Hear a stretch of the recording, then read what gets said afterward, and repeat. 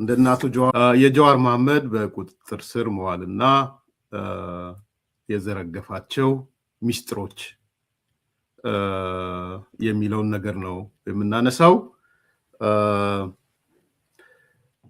እንግዲህ አቶ ጀዋር በምን ምክንያት ነው በቁጥጥር ስር የዋለው የነበረው ወይስ ምን ነገሮች ነበሩ? ምን ሚስጥሮች ነው የዘረገፈው የሚለውን ነገር በደንብ በዝርዝር እናነሳለን። አስተማማኝ መረጃ ነው። ይሄንን በድጋሚ ማረጋገጥ ፈልጋለሁ። አዲስ ኮምፓስ በምንም ተአምር ሳያረጋግጥ እንደዚህ አይነት ነገሮችን አያመጣም። አንዱ እሱ ነው። ሁለተኛ እንግዲህ እኛ እንደናቱ ጀዋር ወይ የሆነ ኢትዮጵያውያን ችግር ውስጥ ሲገቡ ደስ ስለሚለን ወይ ምናምን አይደለም። እሱ በደንብ ማስመር ፈልጋለሁ።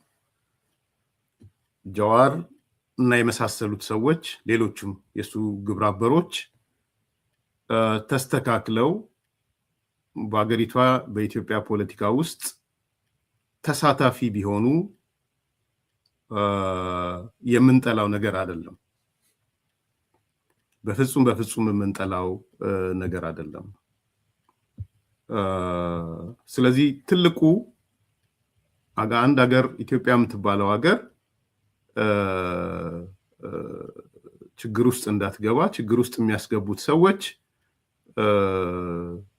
እንዲስተካከሉ እና እውነተኛ ገጽታቸውም ደግሞ እንዲታይ ከመፈለግ ህዝብ አዳም መታለል የለበትም። እዚህ ጋር ላንተ የሚነገርህ ሌላ ነው፣ በሌላ በኩል የሚነገረው ሌላ ነው።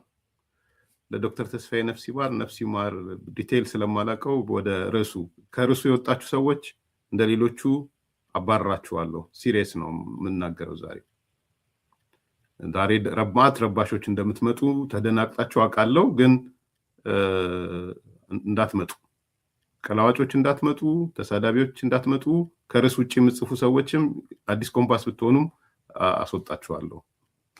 ስለዚህ ወደ አጀንዳው ላይ ብቻ ነው ፎከስ የምናደርገው። አንድ ርዕስ ነው የሚኖረው። ስለዚህ የኢትዮጵያ ፖለቲካዋ ተስተካክሎ እንድትሄድ አሳሳች የሆኑ ሰዎች ከማሳሳት እንዲወጡ፣ ምክንያቱም ብዙ ሰው እነሱን እያየ ገደል ይገባል። ከጀርባ ያለው ምንድነው ብሎ የሚለውን ነገር ሳያይ ተንደርድሮ ሌላ ነገር ውስጥ ይገባል እና እነሱ ግን ሌላ ስራ አሁን ማአት የምትደነግጡበት ጉድ ነው የምትሰሙት። ከልቤ ነው የምነግራችሁ። የምትደነግጡበት በቃ ጭንቅላታችሁ የምትይዙበት ነገር ነው የምትሰሙት። ራሱ ጀዋር የተናዘዘው ነው። በቁጥጥር ስር ውሎ የተናዘዘውን ነው የምናገረው።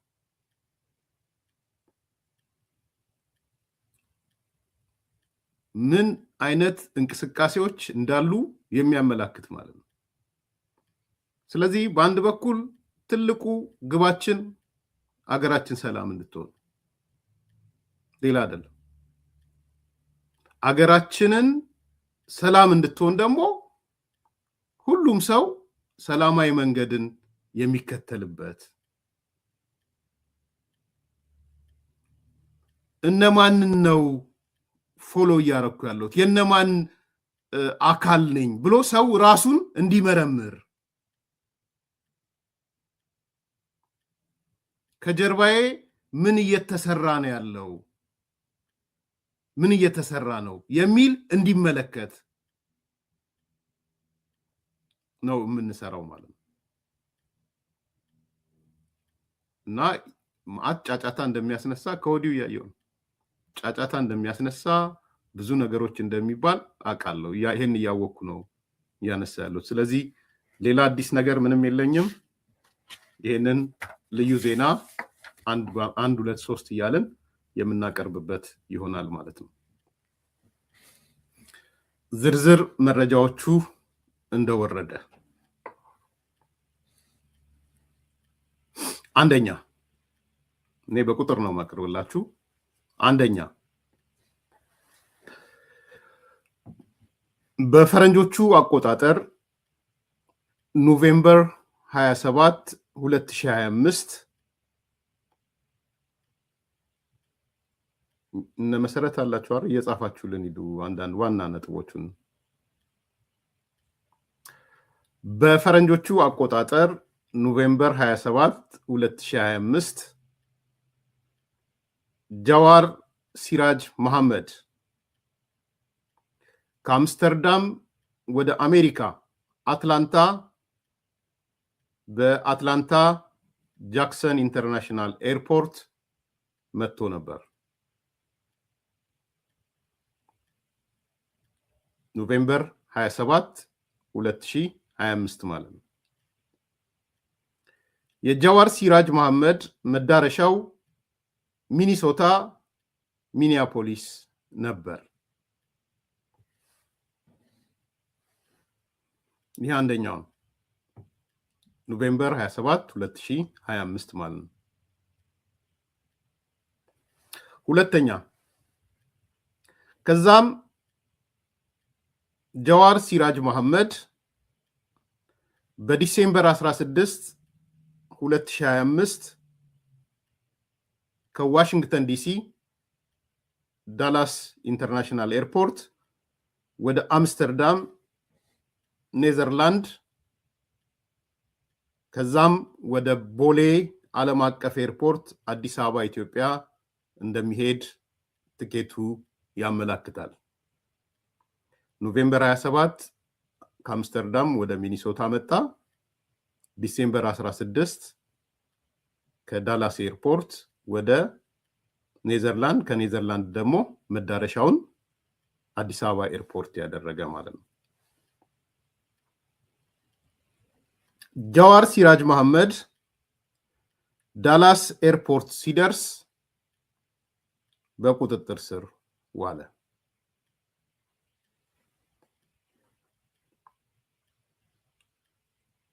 ከዛም ዳላስ ኤርፖርት ማለት ዋሽንግተን ዲሲ ማለት ነው። ምናልባት ኮንፊውዝ እንዳትሆኑ ስቴፖቹን ክሊር እየሆናችሁ እንድትሄዱ ፈልጋለሁ። ኖቬምበር 27 2025 ከአምስተርዳም ወደ በአትላንታ ኤርላይንስ ወይ ጃክሰን ኢንተርናሽናል ኤርፖርት በሚባለው አትላንታ አድርጎ ወደ ሚኒሶታ ነው ሄደው። ኖቬምበር 27 ዲሴምበር 16 ደግሞ ከዳላስ መጥቶ እዚህ ዋሽንግተን ዲሲ ማለት ነው። ከዳላስ ወደ አምስተርዳም፣ ከአምስተርዳም እንትኑ ቲኬቱ የሚያሳየው ወደ አዲስ አበባ የሚል ነው። ቴንክ ዩ መሰረት። ደን ጃዋር ሲራጅ መሐመድ ዳላስ ኤርፖርት ሲደርስ በቁጥጥር ስር ዋለ። ዳላስ ኦር ዲዩኤል ዳላስ ይሉታል፣ ዱሉስ ይሉታል። ዶንት ወሪ አባውት ዳት። ከዛም በቁጥጥር ስር ከያዘ በኋላ በእጁ የያዛቸውን ኤሌክትሮኒክስ ስልክ፣ ሞባይል፣ ኢንተርኔት ምንድነው ላፕቶፕ ወዘተ የመሳሰሉት ማለት ነው።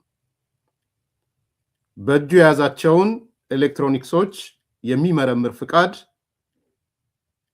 ቦርደር ሰርች ዋራንት ኦን መሐመድስ ኤሌክትሮኒክ ዲቫይስ በማውጣት ምርመራ ተጀመረበት። ዳላስ ኤርፖርት እንደደረሰ የዛ ያለው የቦርደር ሰርች ዲፓርትመንቱ እዛው እንዳለ የዋራንቲ አውጥቶበት በኤሌክትሮኒክሱና በላፕቶፑና በስልኩ ላይ ምርመራ ተጀመረ። ሶስተኛው ነጥብ ይሄ ነው። አራተኛ በዲሴምበር 11 2025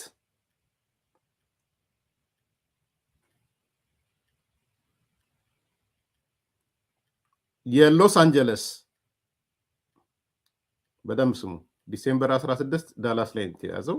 ከዛ በፊት ግን ዲሴምበር 11 2025 የተከሰተ ነገር አለ።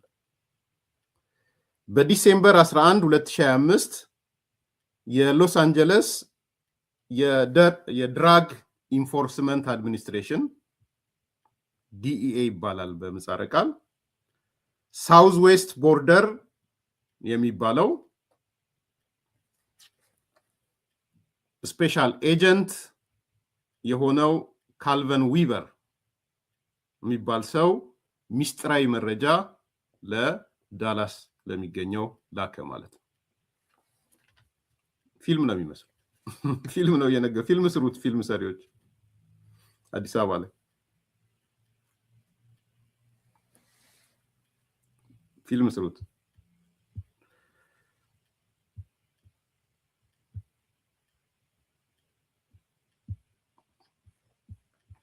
ምን ሆነ? ዲሴምበር 16 ዳላስ ኤርፖርት ላይ ያዙት። እነሱ ግን እንደሚመጣ ስለሚያውቁ በዲሴምበር 11 2025 የሎስ አንጀለስ የድራግ ኢንፎርስመንት አድሚኒስትሬሽን ዲኤ የሚባለው ሳውዝ ዌስት ቦርደር SWB4 አለ B4 B like B ባግ ያ ዲኤ ኢንቮልቭ አድርጓል። ቴንክ ዩ ሳሚ። የምታውቁ ሰዎች ይሄ ነው። አዝናለሁ በጣም ለወዳጆቹ። በዲሴምበር 11 2025 የሎስ አንጀለስ ድራግ ኢንፎርስመንት አድሚኒስትሬሽን ወይም ዲኢኤ ሳውዝ ዌስት ቦርደር 4 ለስፔሻል ኤጀንት የሆነው ካልቨን ዊበር የሚባል ሰው ሚስጥራዊ መረጃውን አስተላለፈ።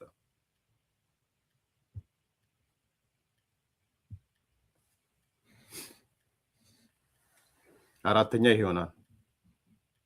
አምስተኛ ለስፔሻል ኤጀንቱ ካልቪን ዊበር የደረሰው ጥብቅ መረጃ ከአራት አካላቶች የተያያዘ ነበር።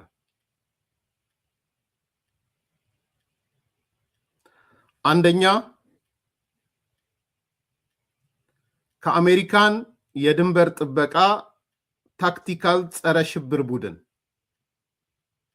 አንደኛው ስለ ጀዋር የመጣው መረጃ ከአሜሪካን የድንበር ጥበቃ ታክቲካል ጸረ ሽብር ቡድን ነው የመጣው። አንደኛ ዩናይትድ ስቴትስ ካስተምስ ኤንድ ቦርደር ፕሮቴክሽን ወይም ሲቢፒ ታክቲካል ቴሮሪዝም ሪስፖንስ ቲም ከሚባል ወይም ቲቲአርቲ ከሚባል ማለት ነው። አንደኛው መረጃ የመጣው ከሱ ነው።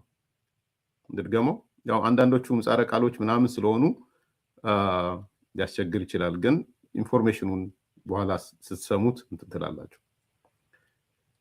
ካልቨን ዊበር የስፔሻል ኤጀንቱ ከአራት አካላቶች ነው ስለ ጀዋር መረጃ የደረሰው።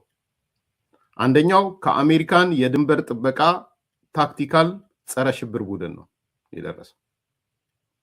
በእንግሊዘኛው ዩናይትድ ስቴትስ ካስተምስ ኤንድ ቦርደር ፕሮቴክሽን ሲቢፒ ታክቲካል ቴሮሪዝም ሪስፖንስ ቲም ከሚባለው ማለት ነው። ቲቲአርቲ ከሚባል ስለ ጀዋር የደረሰው መረጃ ነው። ሁለተኛው ከቦርደር ኢንፎርስመንት ሴኩሪቲ ታስክ ፎርስ እና ከዲኤ ቅድም ያነሳነው ከድራግ ኢንፎርስመንት ናይሮቢ ካንትሪ ኦፊስ ነው ሁለተኛው መረጃ የመጣው።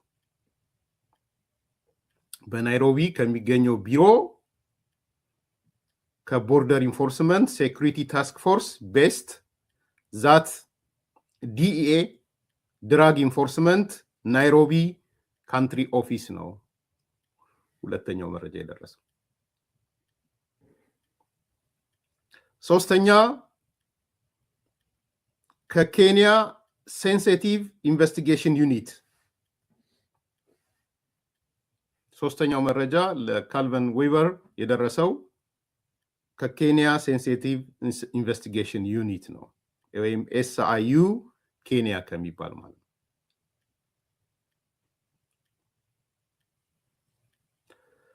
አራተኛ ከዲኤ ኤልኤፍዲ SWB4 ኤሊሲት ድራግ ኢንቨስቲጌሽን ዩኒት ነው የደረሰው። እንግዲህ አንዳንዶቹ ዲቴይል አላቃቸውም። ሪፖርቱን ነው ያነሳለው። ከአራት አካላት ካልቪን ዊቨር የሚባለው ስፔሻል ኤጀንት ስለ ጃዋር ልክ ዳላስ ኤርፖርት ሲደርስ መረጃዎቹ ደረሱት ማለት ነው።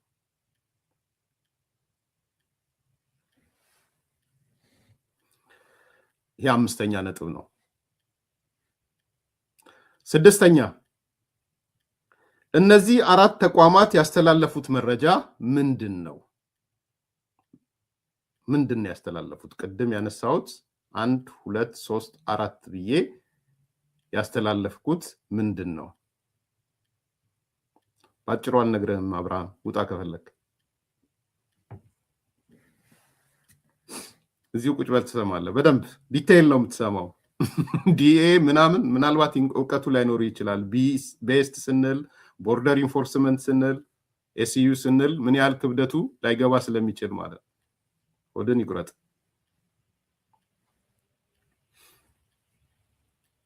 ቀላል ኦፕሬሽን አይደለም ኦፕሬሽኑ።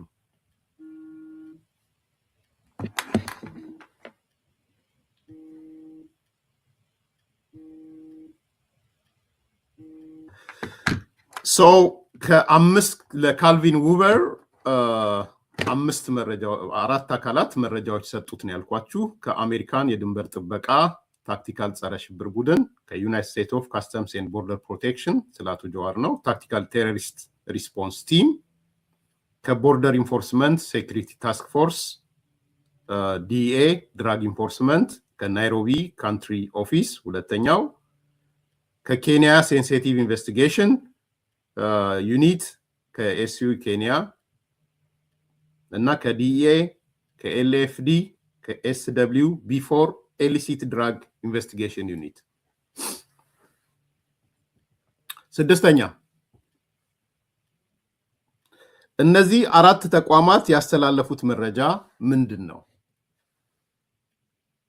ምን መረጃ አስተላለፉ?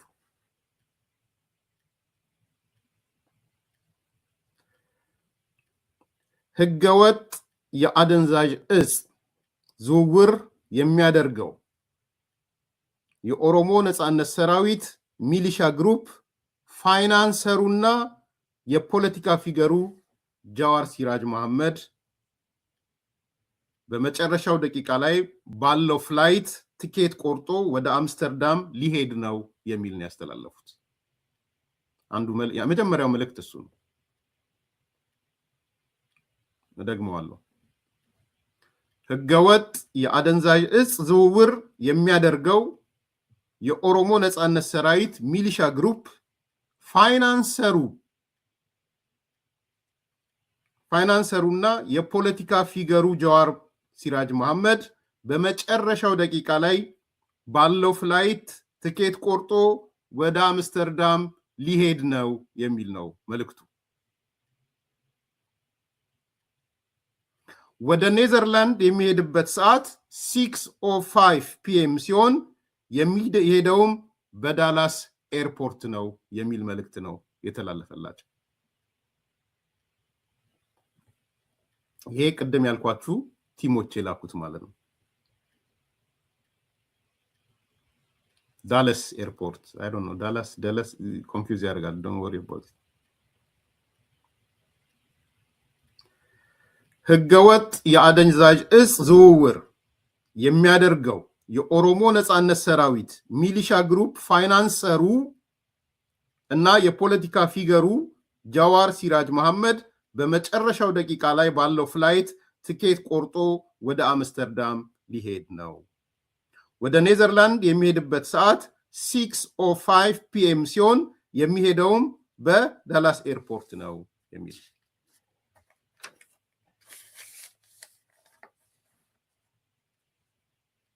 አንድ ስድስተኛ 7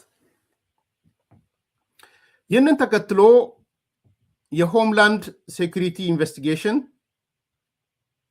HIS ታስክ ፎርስ ኦፊሰር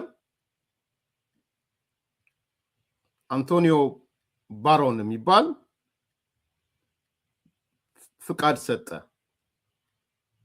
የሰጠው ፍቃድ ምንድነው? ጃዋር እንደደረሰ በቁጥጥር ስር ውሎ ምርመራ ይካሄድበት የሚል ማለት ነው።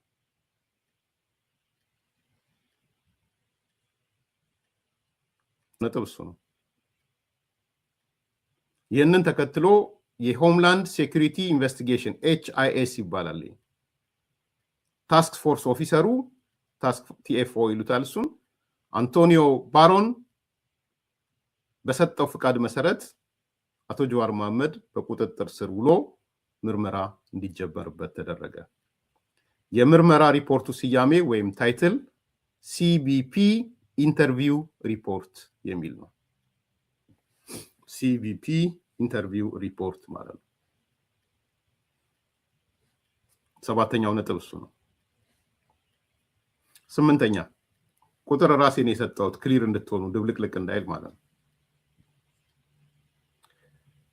በተመሳሳይ ቀን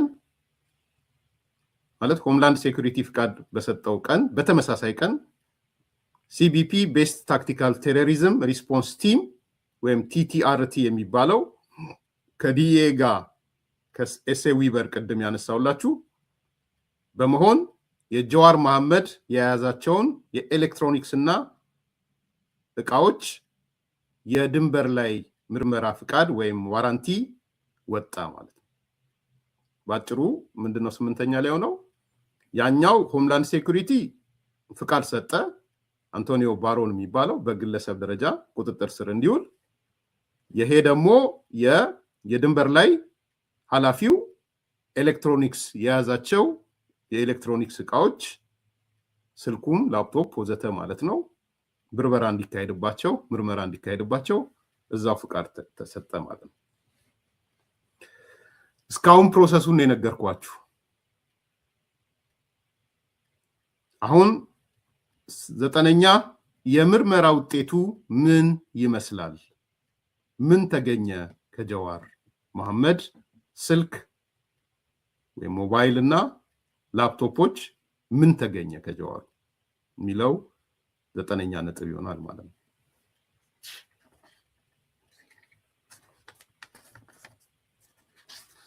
አንድ ጎላ ያሉ 3-4 ነገሮች ከጀዋር መሐመድ የስልክና ኤሌክትሮኒክስ ዲቫይስስ በምርመራ ተገኝተዋል።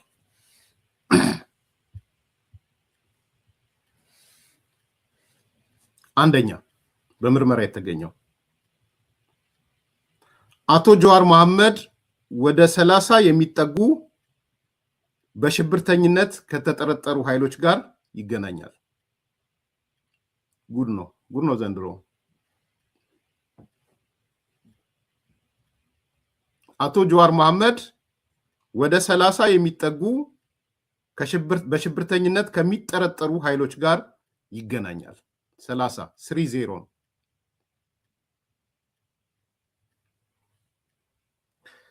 The extraction showed Muhammad had over 30 suspected terrorists KST ይሉታል ግንኙነት አለው ይላል።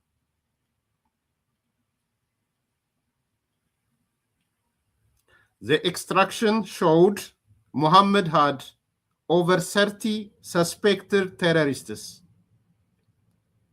KST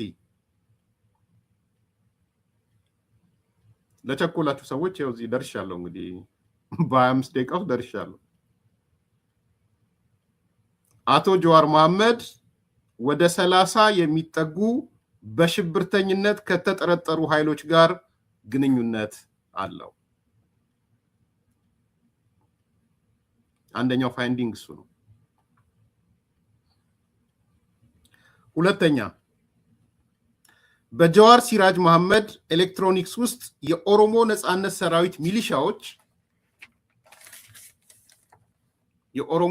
ሰራዊት ሚሊሻዎች ኦላ ወይም የሚባሉት ማለት ነው ወይም ኦነግ ሸኔ መንግስት የሚላቸው ፎቶና በጥይት የገደሏቸው ሰዎች ምስል አለ። ከዚህ በተጨማሪም በርካታ ወንጀሎች የሰሩባቸው ዶክመንቶች አሉ። ኤሌክትሮኒክስ ውስጥ የተገኘው ማለት ነው የኦሮሞ ነጻነት ሰራዊት ማለት ነው። ምን ወንጀሎች ነው የተገኙት? ምን ወንጀሎች ነው የተገኙት? አንደኛ ሂውማን ኪድናፒንግ ተገኝቶባቸዋል።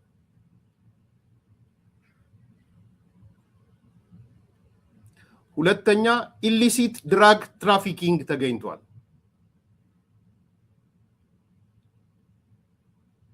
ሶስተኛ ፎቶ ኦፍ ጎልድ ባርስ ኤንድ ሲልቨር ባርስ፣ እነዚህ የወርቅ ባሮች በአማርኛ ምንድነው የሚባሉት? የተዘረፉ ይላቸዋል። የተዘረፉ የወርቅ እነዚህ እንትኖቹ ባሮቹ ማለት ነው።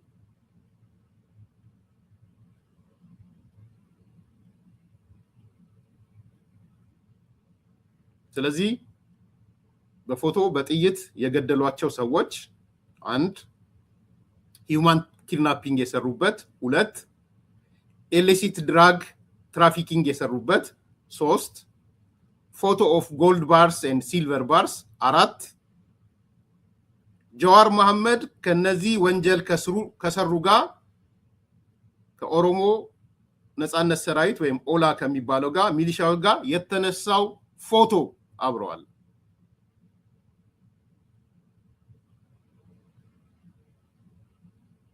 ይሄ አብሮ የተገኘ ነው ማለት ነው። ላይክ እያደረጋችሁ ሰብስክራይብ እያደረጋችሁ ያው ብዙ ሰው አለ ዛሬ አዲስ ኮምፓስም ድጋፍ እያደረጋችሁ እንዲህ አይነት ነገር ፈልፍለን ስናመጣ ሶ ሂውማን ኪድናፒንግ፣ ኢሊሲት ድራግ ትራፊኪንግ፣ ፎቶ ኦፍ ጎልድ ባርስ ኤንድ ሲልቨር ባርስ እና ጀዋር መሐመድ ከነዚህ ይህን ወንጀል ከፈጸሙ ሰዎች ጋር የተነሳው ፎቶግራፍ በኤሌክትሮኒክስ መሳሪያቸው ውስጥ ተገኝተዋል። ሁለተኛው እሱ ነው።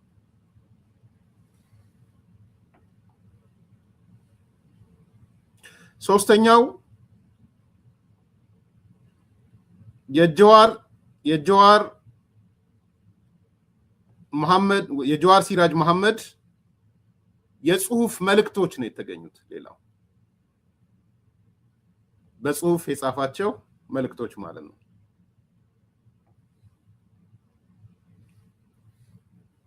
ኤሌክትሮኒክስ ዲቫይሱን ሞባይሉን ላፕቶፑን ሲበረብሩ ካገኙት ነገር አንዱ የጽሁፍ መልእክቶችን ነው ያገኙት።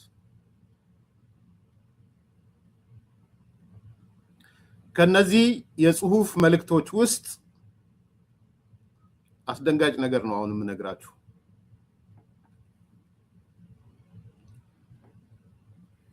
ከነዚህ የጽሁፍ ማስረጃዎች ውስጥ የኢትዮጵያውን ጠቅላይ ሚኒስትር አብይ አህመድ እንዲገደል ያዘዘበት ጽሁፍ አለ። የኢትዮጵያውን ጠቅላይ ሚኒስትር አብይ አህመድን እንዲገደል ያዘዘበት ማለት ነው። ጉድ ነው። assassinating current prime minister of Ethiopia Abiy Ahmed። ጠቅላይ ሚኒስትሩን እንዲገደል የመከረበት ትዕዛዝ የሰጠበት የጽሁፍ መልእክት ተይዞበታል።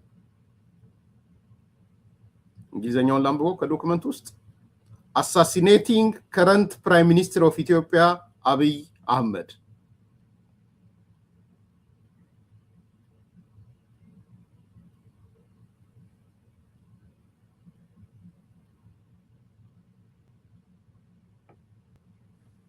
ውሳኔ እዛው ያሉ ሰዎች የወሰኑት ውሳኔ ማለት ነው። ቀጥታ እንግሊዘኛውን ባነበው ነው የሚሻለው። Due to the images in Muhammad's phone, KST contacts and text message of assassination, Muhammad was detained and US B2 visa revoked.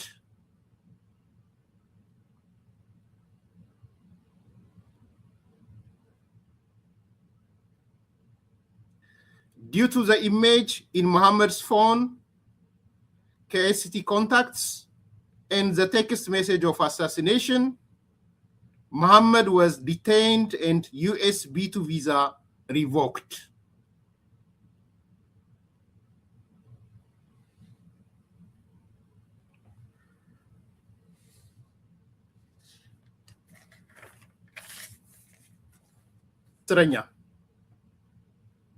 10ኛ በዲሴምበር 12 2025 ከኤስኤ ዊበር ጋር ጀዋር መሐመድ ያደረገው ምርመራ ወይም ቃለ መጠይቅ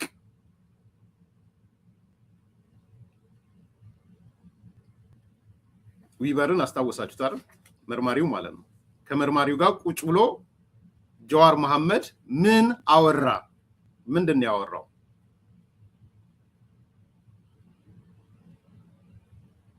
በአማርኛ ድገመው፣ እንግሊዘኛውን ተርጉሙላቸው። እኔም እንግሊዘኛውን ያመጣው ቶም ብዬ ነው። ጻፉለት መሰረት due to the images in Muhammad's phone and KST contacts and text message of assassination, Muhammad was detained and USB2 visa revoked. አንተው ተርጉሙ፣ እኔ ስለማልችለው ትርጉሙ።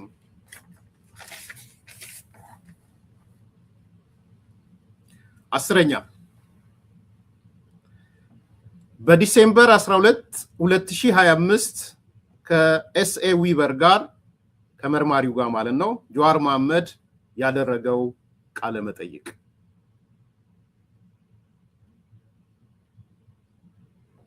ምርመራ ማለት ነው። ጀዋር መሐመድ ምን አለ? ምን ተናገረ?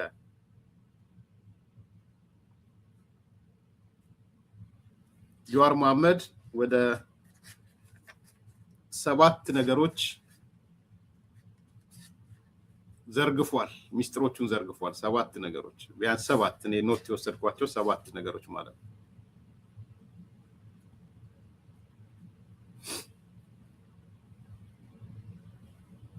አንደኛ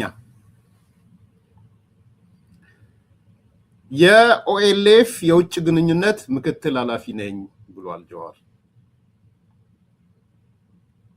የኦሮሞ ሊብሬሽን ፍሮንት ወይም የኦሮሞ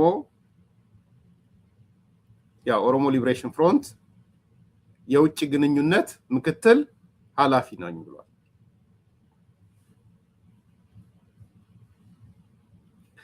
ከእንደገና በኦላ ውስጥ ከፍተኛ ተጽዕኖ ፈጣሪ ነኝ፣ ከቶፕ ኮማንደሮቹም ጋር ጥሩ ግንኙነት አለኝ ብሏል።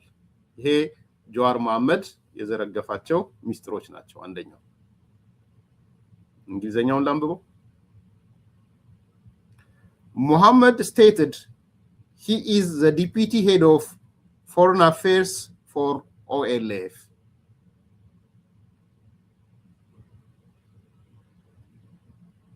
ጀዋር መሐመድ እንደነገረን ከሆነ የኦኤልኤፍ ምክትል ነው ይላል። ይሄ አንደኛው። ሁለተኛ ተከታዮች ነው ያነሳው። የኔ ተከታዮች ይላል። የኔ ተከታዮች የኦሮሞ ዲያስፖራዎች ናቸው።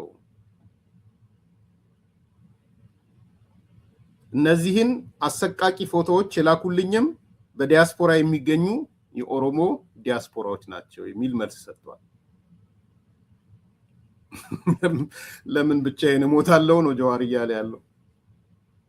ብቻዬንማ አልሞታትም፣ መሞት ካለብኝ ከሌሎችንም ይዤ ነው መሞት ያለብኝ ያለው። የኔ ተከታዮች የኦሮሞ ዲያስፖራ ናቸው። እነዚህን አሰቃቂ ፎቶዎችም የላኩልኝ በዲያስፖራ የሚገኙ የኦሮሞ የዲያስፖራ ተከታዮች ናቸው። ይሄ ሁለተኛ የተናገረው ነው። ሶስተኛ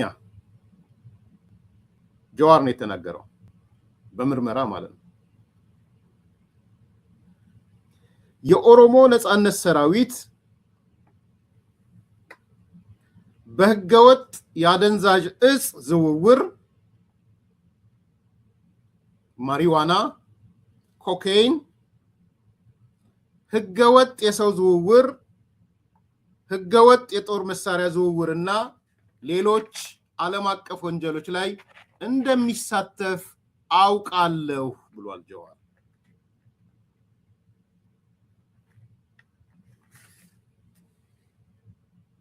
ሶስተኛው እሱ ነው።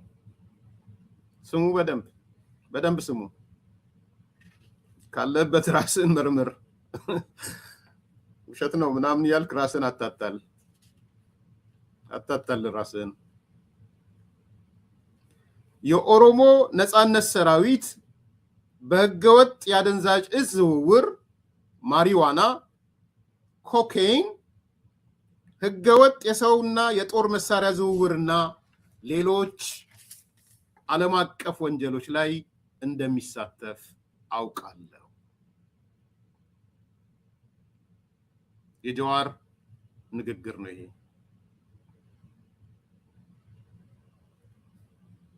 እንግሊዘኛውን ላንብብላችሁ። እሺ። Muhammad admitted to Weaver that he is aware of the illicit drug trafficking of marijuana and cocaine, kidnappings, arms trafficking, and other illicit criminal activities Ola is involved in.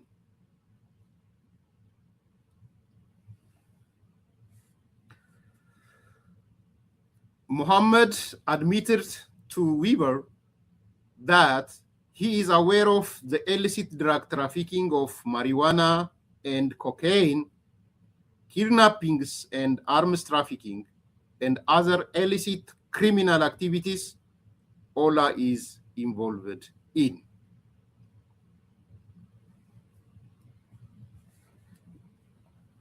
የኦሮሞ ነጻነት ሰራዊት ለዊበር እንደነገረው በዓለም አቀፍ ወንጀሎች ላይ እንደሚሳተፍ አውቃለሁ። አድሚት አድርጓል። አዌርነሱን ያስደነግጣል። አይዟችሁ፣ ይቅር ያልነው ለዚህ ነበረ። አሁን ድስት ጥዶ ማልቀስ አይደለም። ይሄ ሶስተኛው ነው። አራተኛ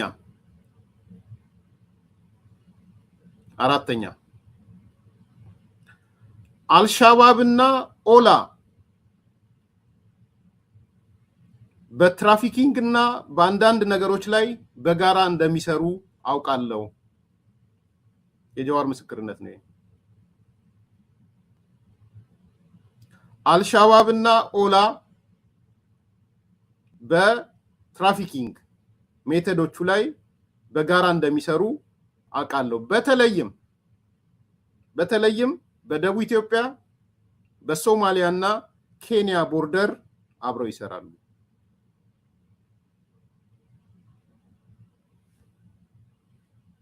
አራተኛው እሱ ነው።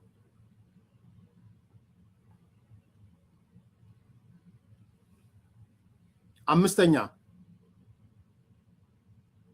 ጃዋር መሐመድ በአመት ገቢ $300,000 ነው ብሏል።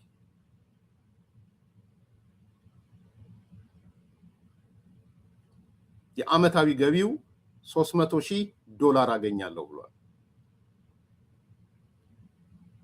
$300,000 ነው ያልኩት። ይሄን ለአሜሪካው የስለላ የደህንነት ኃላፊ ዊበሩ ምርመራ ላይ የነገረው ነው። $300,000 የማገኘው ገንዘብ ግን ከኦሮሞ ዲያስፖራ ነው ያለው።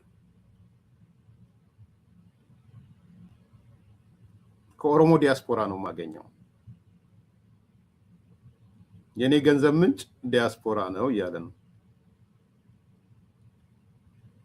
ከኦሮሞ ዲያስፖራ ነው የማገኘው። በተለይ ከአውሮፓ፣ ከስዊድን፣ ከኢንግላንድ፣ ከኔዘርላንድ፣ ከአሜሪካ ሚኒሶታ፣ አትላንታ፣ ካናዳ ዋነኛ ገቢዬ ከነዚህ አካላት የሚሰጠኝ ድጋፍ ነው ብሏል። ለጀዋር ድጋፍ ያደረጋችሁ ራሳችሁን ጠይቁ። እንግዲህ አንደኛው ገቢዬ እሱ ነው ብሏል። በአመት $300,000 ነው የማገኘው። በብዛት የማገኘው ከኦሮሞ ዲያስፖራ ነው። እነዚህም በስዊድን፣ በአትላንታ፣ ኔዘርላንድ፣ ኢንግላንድ፣ ሚኒሶታ፣ አትላንታ እና ካናዳ ናቸው ብሏል። አንደኛው ገቢ ይሄ ነው የሚለው ገቢ። ሁለተኛው ገቢ ከኦኤምኤን ነው አለ። በጣም ነው የገረመኝ። ኦኤምኤንን ለደጀኔ ለሚባል የቀድሞ ወደ ፓርትነሬ ሰጥቼዋለሁ በሰጠውም ግን በተወሰነ መልኩ ገንዘብ ይሰጠኛል ብሏል። ይሄ ለዊቨር የተናገረው። ሁለተኛው ገቢዬ ኦኤምኤን ነው ብሏል። አሁንም ማለት ነው። ሶስተኛው ገቢዬ ኤችቢዲ ፐብሊሺንግ ካምፓኒ ዩኤስኤ አትላንታ ነው ብሏል። ኤችቢዲ ፐብሊሺንግ ካምፓኒ ዩኤስኤ አትላንታ። ይሄ ኤችቢዲ ፐብሊሺንግ ካምፓኒ ዩኤስ አትላንታ ማሳተሚያ ቤቱ ባለቤቱ ጓደኛው እንደሆነ አንስቷል። ጓደኛዬ ነው ብሏል። አሳታሚ እሱ ነው። ሌላው የገቢ ምንጭ ነው የሚለው ፐብሊሸሩ። ስሙም መሐመድ ዶሻ ይባላል። አትላንታ የሚገኘው የኤችቢዲ ፐብሊሺንግ ካምፓኒ ማለት ነው። መሐመድ ዶሻ ዲኦኤስኤች ሲነበብ እንዴ ነው? ዶሻ ነው አይደል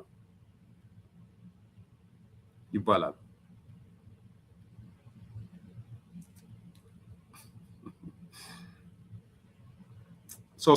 ሶስት ቦታ ገቢ እንዳለው ነው የተናገረው። ነምበር 1 አጠቃላይ ገቢ በአመት እስከ $300,000 አገኛለሁ ነው ያለው። ቁጥር 1 ከኦሮሞ ዲያስፖራዎች ነው የማገኘው ብሏል። ከዲያስፖራ አትላንታ፣ ሚኒሶታ፣ እንዲሁም ካናዳ፣ ስዊድን፣ ኢንግላንድ የመሳሰሉት ማለት ነው። 1 ሁለተኛ ኦኤምኤን የሚሰጠኛል ብሏል። ምንም እንኳን ባለቤትነቱን ባስተላልፍም ያው እንትን አለኝ እያለ ነው፣ የሚከፈለኝ ነገር አለ ይላል። ሶስተኛው ግን ከኤችቢዲ ፐብሊሸር ነው ማገኘው። ፐብሊሸሩ ዩኤስኤ ካምፓኒ ነው፣ አትላንታ ነው የሚገኘው። ባለቤቱ ጓደኛዬ ነው። ይሄ ሰው መሐመድ ዶሻ ይባላል ብሏል።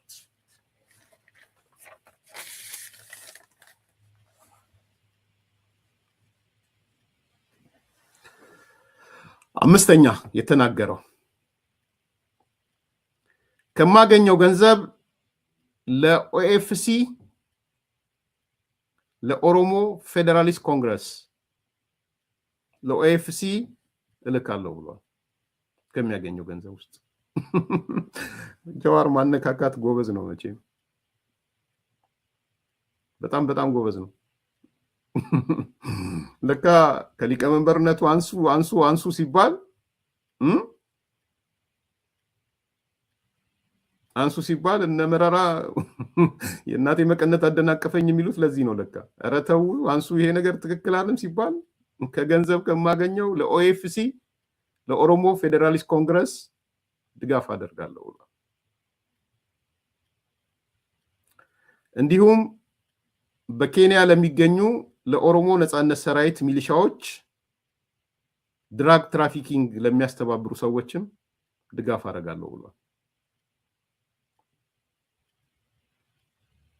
ለኦኤፍሲ ለኦሮሞ ፌዴራሊስት ኮንግረስ እና ለኬንያ ለሚገኙ ኦኤልኤ ሰዎች ማለት ነው።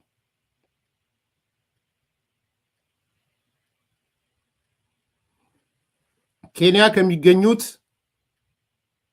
የኦላ ኮማንደሮች መካከል ሁለተኛውን አለቃ ሰከንድ ኢንቻርጅ ነው የማገኘው ብሏል። ይሄ ሰከንድ ኢንቻርጅ ሰውየው ከሜቾ ቦዬ በሻግዙኝ ስፔሊንጉን ጻፉና ፕሮናውንስ ሲሆን እንዳልስቸገር ከኔ ጋር ቀጥታ ግንኙነት ያለው ከኦላ ውስጥ የኦላ ሁለተኛ ሰው ኮማንደር ነው። ይሄ ኮማንደር ከሜቾ ቦዬ ይባላል ነው ያለው። ከሜቾ መሰለኝ ስፔሊንጉን ልንገርህና በሻ ወይም ጻፊው መሰረት KEMECHO BOYE ለብቻ ነው።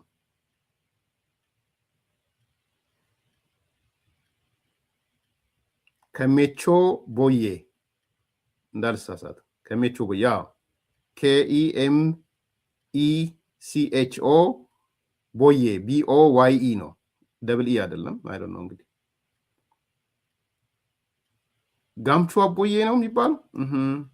ኦኬ ገምቹ አቦዬ ኦኬ። ገምቹ ገስ ይጸለም እንጂ ያላረጉት ገምቹ አቦዬ ነው የሚያገኘው ማለት ነው። የማገኘው ከኦላ ኬንያ ካሉት ሁለተኛውን ኮማንደር ነው። ይሄ ሁለተኛው ኮማንደር ኢንቻርጅ ያለው ገምቹ አቦዬ ይባላል ነው እያለ ያለው። አምስተኛ የተናገረው ይሄንን ነው ለቸኮላችሁ ሰዎች። ስድስተኛ ከዚህ በፊት ያው ሂስቶሪካል ነገር ነው ያነሳው። ከዚህ በፊት በፖለቲካ አሳሲኔሽን ምክንያት ኢትዮጵያ ታስሬ ነበረ። ያው የዚህ ናጫሉ ጊዜ ማለት ነው።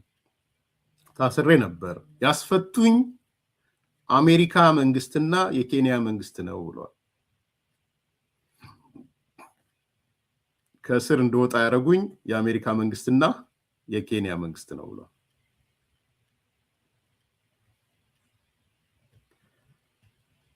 ከእስር ከተፈታው በኋላ ከእስር ማለት የአሜሪካና ኬንያ ያስፈቱት ያኔ የአጫሉ ዘመን ጊዜ ማለት። ከእስር ከተፈታው በኋላ ከአቶ በቀለ ገርባ ጋር በመሆን የአሜሪካን መንግስት ከፍተኛ ኃላፊዎች በተለይም የሚኒሶታ ስቴት ሪፕሬዘንቴሽኖች ባሉበት ጆን ሆፍማን፣ የሚኒሶታ የዛ ከንቲባ ወይ ሜየር ባለበት ጃኮብ ፍሬይ እንዲሁም ሴኔተር ኤሚ ከፍተኛ አቀባበል አድርገውልናል ይላል። እንደምታውቁት ከስር ከተፈታ በኋላ ወደዚህ ሲመጣ ማለት ሚኒሶታ ሲደርስ ማማን ተቀበሉት? ከፍተኛው ባለስልጣን ጆን ሆፍማን የሚባለው የሚኒሶታ ስቴት ሜየሩ ጃኮብ እና ሴኔተሩ ኤሚ ተቀብለውናል አለ። እደግማለሁ እንዲገባ ነው የምደግምልህ። ከዛ ይጠይቁታል፣ ለምን እንዲቀበሏችሁ ቻሉ ብለው ይጠይቁታል። እዚህ ጋር ነው ጉዱ ያለው። because of voting purpose አላቸው። ትራምፕ የፈለጋት ነገር ተገኘች እዚህ ጋር። because of voting purpose አላቸው። እኔ እና በቀለ ገርባ በኦሮሞ ማህበረሰብ ዘንድ ሚኒሶታ ተቀባይነት ስላለን ያንን ተቀባይነት ተጠቅመው የኦሮሞን ድምጽ ለማግኘት ነው የተቀበሉን። አለቀ ደቀቀ እዚህ ጋር the corrupt Biden group ጉድ ነው የምሰሙት።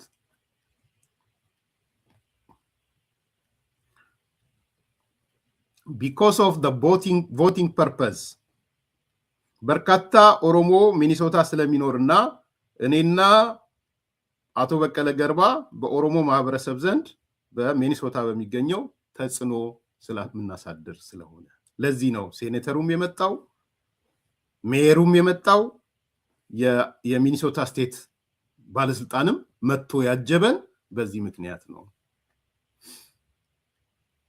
አይ ሚኒሶታ አዝናለሁ ማለት አይ ዶንት ኖ ኢንፎርሜሽኑን ብቻ መስጠት ስለፈለኩ ኢንተርፕሬት ማድረግ አልፈለኩም እንጂ ትላንት ኢትዮጵያ ስትታገድ ዝም ብላ አልታገደችም። አሁን ሳይሆን ሚኒሶታ ከኦሮሞ ማህበረሰብ ንቁ። እውነቴን ነው፣ እንደ አንድ ማህበረሰብ ነው እየተናገርኩ ያለሁት። ከእንደዚህ አይነት አታችመንት ካላችሁ ንቁ። ምናልባት አሁን ያለው መንግስት ሶማሌዎቹን በሚያዩበት አይን እያዩን እንዳይሆን አሁን ከምጠራጠረው ከማየው መረጃ ተነስቼ የአይነት ስሜት እየተሰማኝ ነው። ዲቴይል ነገር የለኝም፣ ግን እንደ አንድ አካል እፈራለሁ። በጣም እየፈራ ያለሁት አንዱ እሱ ነው ሚኒሶታ ላይ። ምክንያቱም ለቮቲንግ ፐርፐዝ ነው ከንቲባው፣ ሴኔተሩ፣ ከፍተኛ ባለስልጣኑ ያገኘን ነው እያለ ያለው። ሚኒሶታ ደግሞ ማታ የኦሮሞ ኮሚኒቲ ማታ አለ፣ የሶማሌ ኮሚኒቲ ማታ አለ።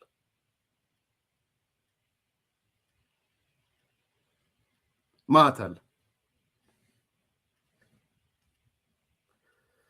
በመጨረሻ ማን አለ ሮባ ሁለተኛ እንዳትመጣ እኔ ጋር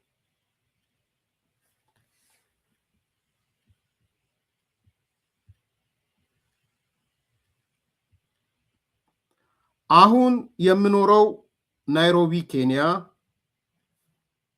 ኪንግዋ ሪጅ ሲሆን ከለላ የሰጠኝም የኬንያ መንግስት ነው ብሏቸዋል። ኪንግዋ ነው የሚባለው መሰለኝ KIGWARIDGE ኪንግዋ ሪጅ ሲሆን ከለላ አይሰጠኝም የኬንያ መንግስት ነው ብሏል።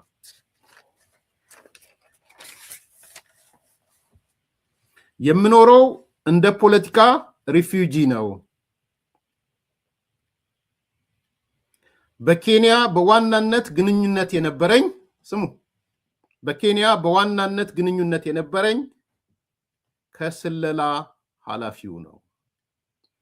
የኬንያ ስለላ ኃላፊው ነው። የኬንያ ስለላ ኃላፊው ኔትወርክ ያደረገው ከኬንያ የደህንነት ኃላፊው የስለላ ኃላፊው ጋር ነበር። እንግሊዘኛውን ላንብብ። His main point of contact in Kenya is the chief of intelligence. የስለላና ደህንነት ኃላፊው ነው ኮንታክት ያነበረው አቶ ጀዋር። ሶ በኬንያ ፖለቲካ ሪፊጂ ሆኖ ነው የሚኖረው። ሪፊጂ ሆኖ ሲኖር ግን ኮንታክቱ ከደህንነት ኃላፊው ጋር ነው። እዛ ጋርም የጎሳ ነገሮች አሉ። እዛ ውስጥ አልገባም አሁን ለጊዜው።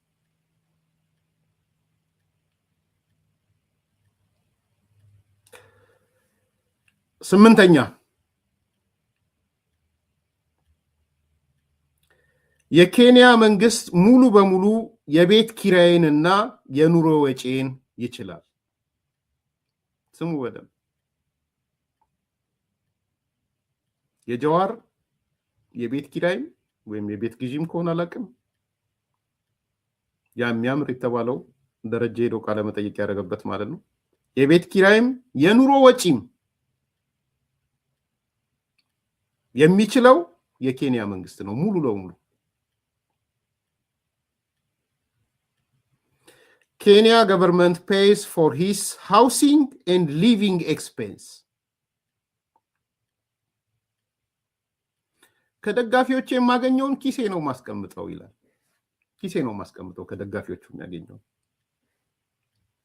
ምክንያቱም የቤት ወጪውን የሚችልለት የቤቱን ኪራይ የሚችልለት የኬንያ መንግስት ነው።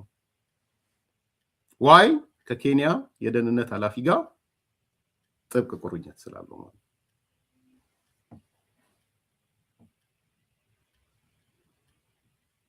ስለዚህ ከደጋፊዎችም ከዩኤስ ቢዝነስም ከተለያየ የማገኘው ጋር እንደ ፖኬት መኒ ነው ማየው።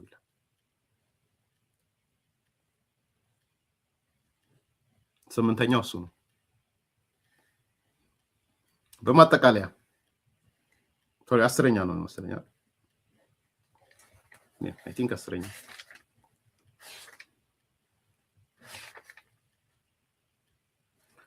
አንደኛ የኦኤልኤፍ የውጭ ግንኙነት ኃላፊ ነኝ ምክትል ኃላፊ ነኝ ያለው ነው።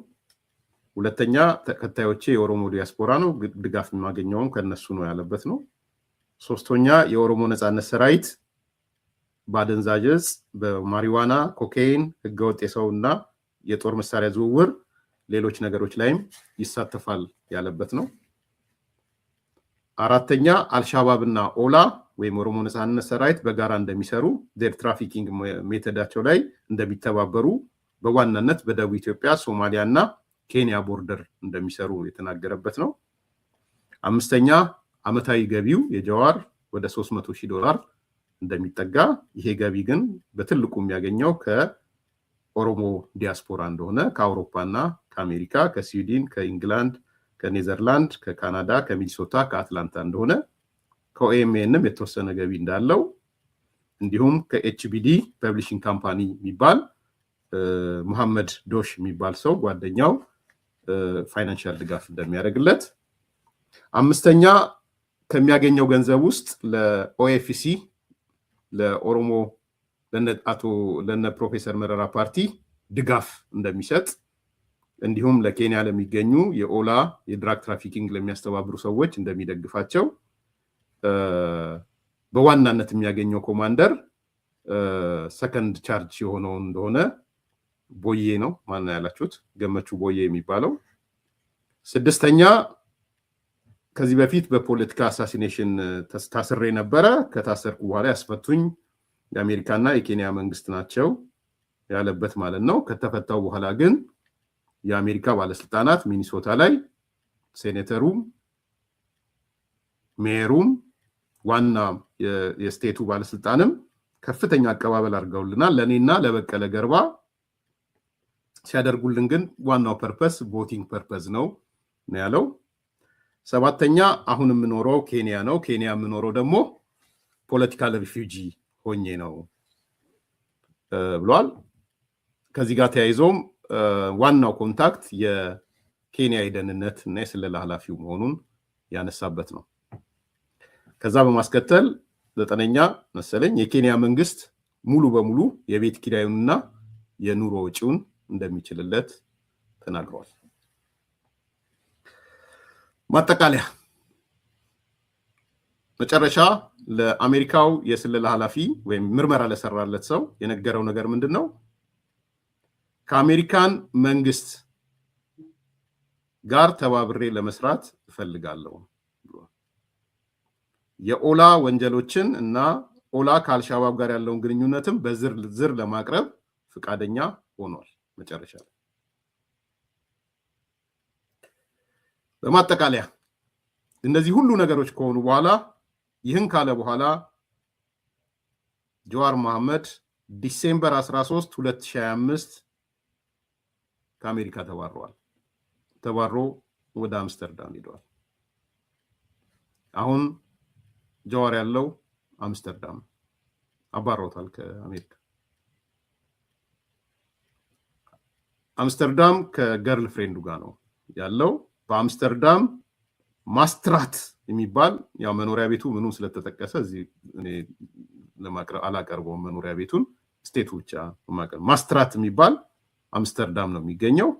ከገርል ፍሬንዱ ጋር ዲሴምበር 13 2025 ከአሜሪካን ተባሯል። ጀዋር አምስተርዳም ያለው ወደ ኬንያ እንደሚሄድ ቃል ገብቷል። ለዚህ ለዊቨርም ናይሮቢ ስደርስ እደውልልሃለሁ መረጃዎቹን ዝርዝር እሰጣለሁ ብሎታል። ምን ያህል ይሰጣል አይሰጥም በቀጣይ የምናየው ነው። ስለዚህ የጀዋር ጉዳይ ከአሜሪካ ጋር ያለው በዲሴምበር 13 2025 ተቋጭቷል። ከአሜሪካ ተባሯል። ከተባረረ በኋላ አምስተርዳም ገብቷል። እንግዲህ ከአምስተርዳም ወደ ኬንያ ይገባል አይገባም አናውቅም። ምክንያቱም አሁን ያለው ደህንነት ባይዘዌ በፊት የነበረው ደህንነት ነው እነዚህን ሁሉ ስፖንሰር የሆነው በፊት ያለው መንግስት ነው። እንዳትሸወዱ በዚህ እሷ መናገር ነበረብኝ። አያይዙት ከዛ በኋላ በፊት የነበረው የኬንያ ፕሬዝዳንት በፊት የነበሩት ደህንነቶች ናቸው። ከነ ሩቶ ጋር የተያያዘ ነገር የለም። ኮምፎርታብል አይደለም በነ ሩቶ። ደህንነት የተባለውም የበፊቱ ደህንነት ነው እንጂ አሁን በስራ ላይ ያለው ደህንነት ኃላፊ አይደለም የኬንያ። እሱም ሌላ ሄዴክ ነው ማለት ነው። አሁን ያለው ከኢትዮጵያ መንግስት ጋር የጋራ ትብብር አድርገው ኦነግ ሸኔንም እያጸዱት ነው ያሉት። እዛ ጋር ኮንፊውዝ እንዳትሆኑ ስለፈለጉ በኡሁሩ ኬንያታ ዘመን ነው ያ የሆነው።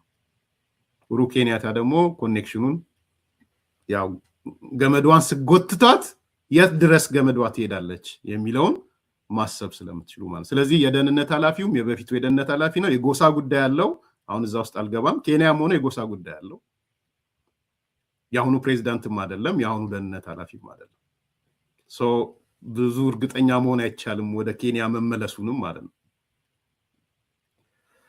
ያም ሆነ ይህ በዲሴምበር 13 2025 ጀዋር ከአሜሪካ ዲፖርት ተደርጓል። ስለዚህ በቁጥጥር ስር ከዋለ በኋላ የዘረገፋቸው ሚስጥሮች ይሄን ይመስላሉ።